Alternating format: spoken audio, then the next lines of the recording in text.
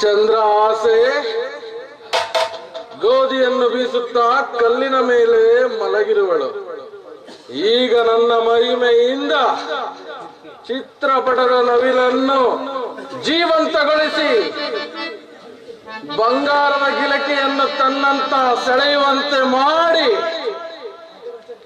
ದಂಪತಿಗಳಿಗೆ ಅಪರಾಧವನ್ನು ಬರುವಂತೆ ಮಾಡುತ್ತದೆ.